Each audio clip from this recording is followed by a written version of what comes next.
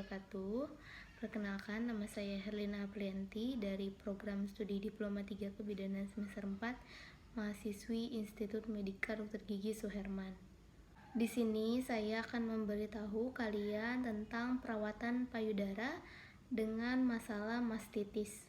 Mastitis merupakan masalah yang sering dijumpai pada ibu menyusui. Diperkirakan sekitar 3-20% ibu menyusui dapat mengalami mastitis. Terdapat dua hal penting yang mendasari kita memperhatikan kasus ini.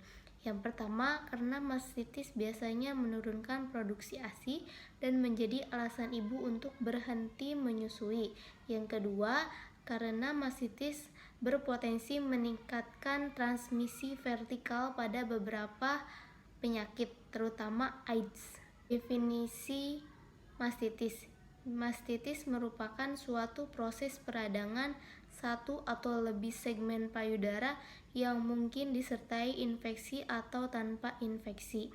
Mastitis dikenal pula dengan stasis ASI. Mastitis tanpa infeksi dan mastitis terinfeksi. Diagnosa mastitis ditegakkan berdasarkan kumpulan gejala.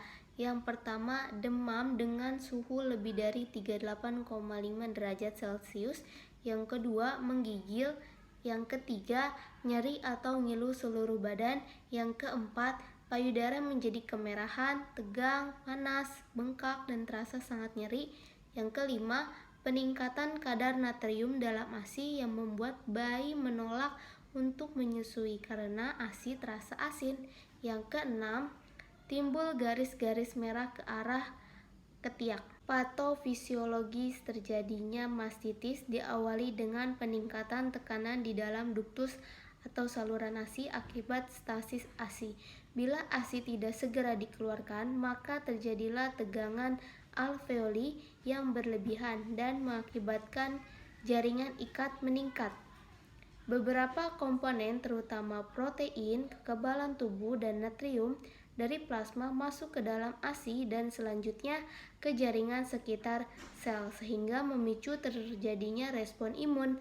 Stasis ASI, adanya respon inflamasi dan kerusakan jaringan memudahkan terjadinya infeksi. Terdapat beberapa cara masuknya kuman, yaitu melalui ductus lactiferus ke lobus sekresi, melalui puting yang retak ke kelenjar limfe sekitar ductus periductal, atau melalui penyebaran hematogen, yaitu pembuluh darah. Organisme yang paling sering adalah Staphylococcus aureus, Escherichia coli, dan Streptococcus. Kadangkala ditemukan pula mastitis tuberkulosis yang menyebabkan bayi dapat menderita tuberkulosa tonsil. Pada daerah endemis tuberkulosa terjadi mastitis tuberkulosis mencapai 1%.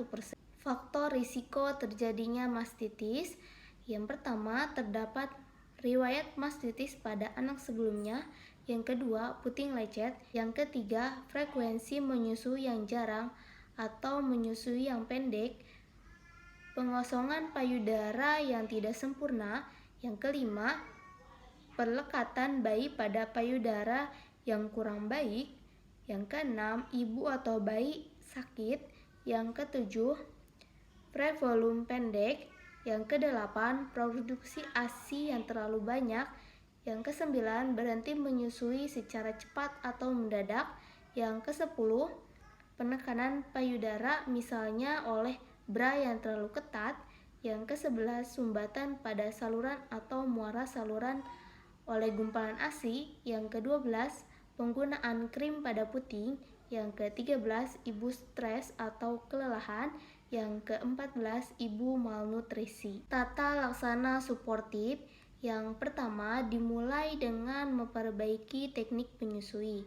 Aliran ASI yang baik merupakan hal penting dalam tata laksana mastitis, karena stasis ASI merupakan masalah yang biasanya mengawali terjadinya mastitis.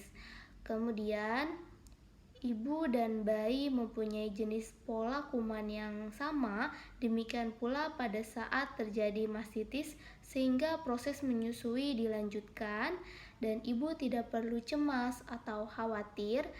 akan terjadi transmisi bakteri ke bayinya.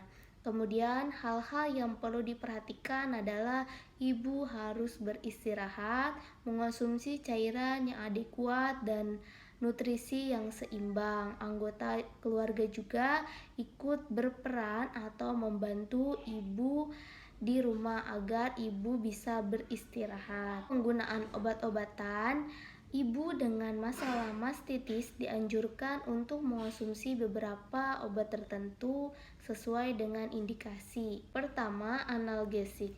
Rasa nyeri merupakan faktor penghambat produksi hormon oksitosin yang berguna dalam proses pengeluaran ASI. Analgesik diberikan untuk mengurangi rasa nyeri pada mastitis. Analgesik yang dianjurkan adalah obat antiinflamasi seperti ibuprofen. Untuk antibiotik, jika gejala mastitis masih ringan dan berlangsung kurang dari 24 jam, maka perawatan konservatif yaitu mengalirkan ASI dan perawatan suportif sudah cukup untuk membantu ibu. Kemudian jika tidak terlihat perbaikan gejala dalam 12-24 jam atau jika ibu tampak sakit berat, antibiotik harus segera diberikan. Jenis antibiotik yang biasa digunakan adalah dikloxacillin atau flucloxacillin 500 mg setiap 6 jam secara oral. Di sini saya akan mempraktikkan perawatan payudara untuk ibu dengan masalah mastitis.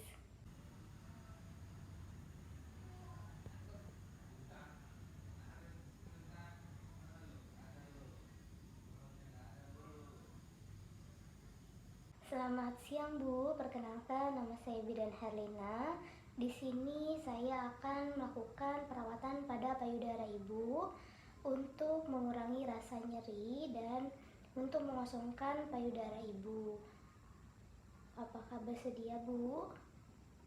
Kalau ibu bersedia, tanda tangan terlebih dahulu ya Bu.